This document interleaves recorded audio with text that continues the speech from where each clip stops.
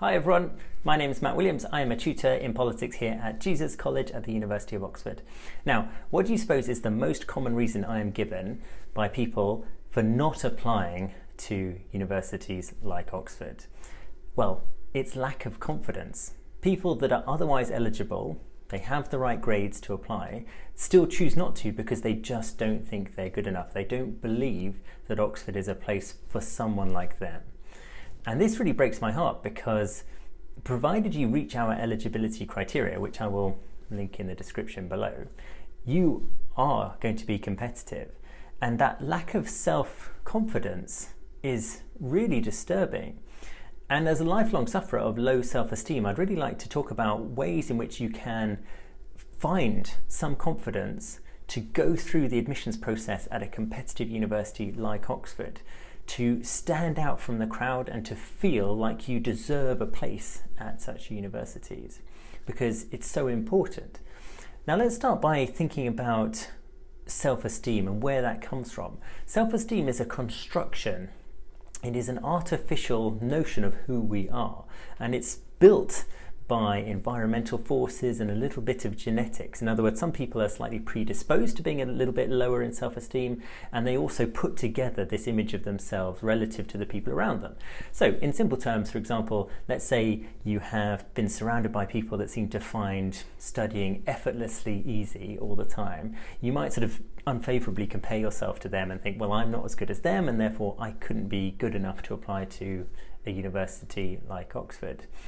Now, the problem is that that is an artificial rendering. It's not an accurate description of your capabilities in all likelihood.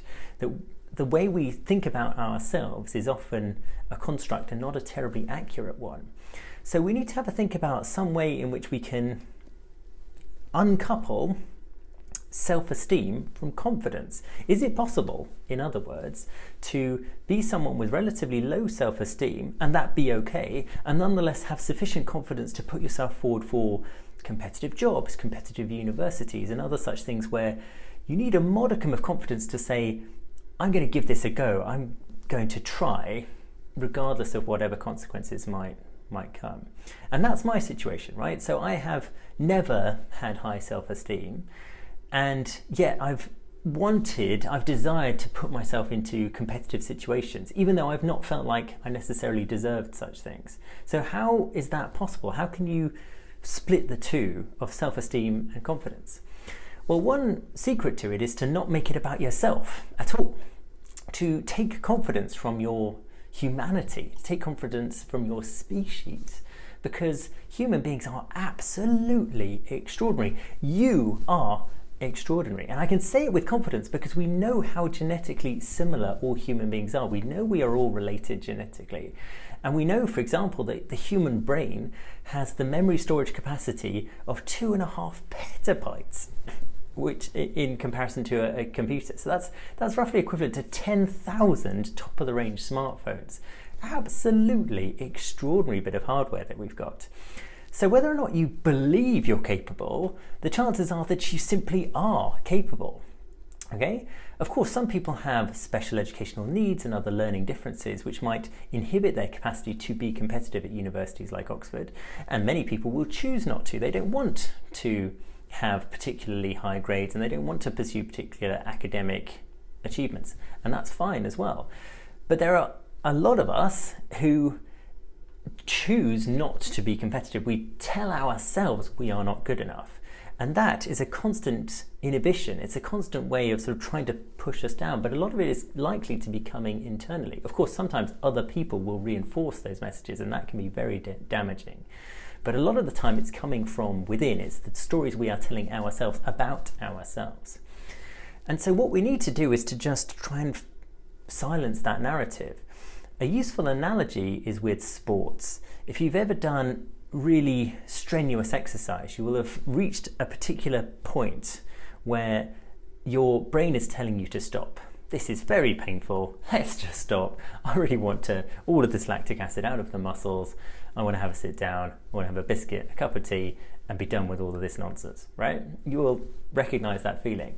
And what people that do a lot of sports will do is they will feel that, they will notice that their body is trying to tell them to stop, and they'll just push on.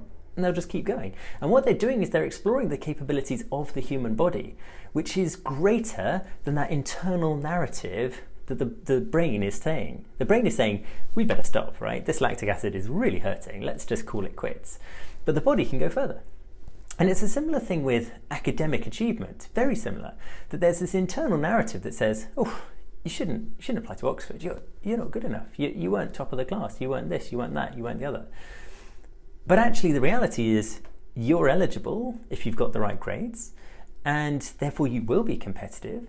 And in fact, if you commit and you practice the admissions tests that we have for Oxford and you prepare for interviews, then you might be better placed than someone with oodles of self-esteem who perhaps doesn't think they need to even try, when of course you do need to try, you do need to practice, you do need to build your skills.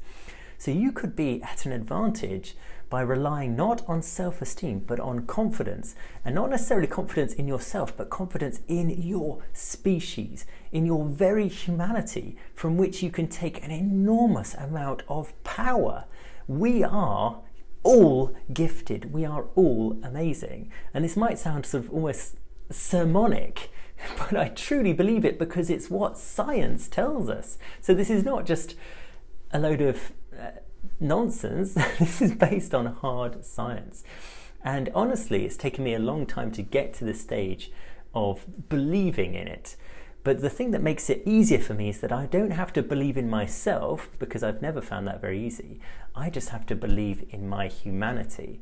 And that I think we can all do, and that I think we would all benefit from doing a little bit more often.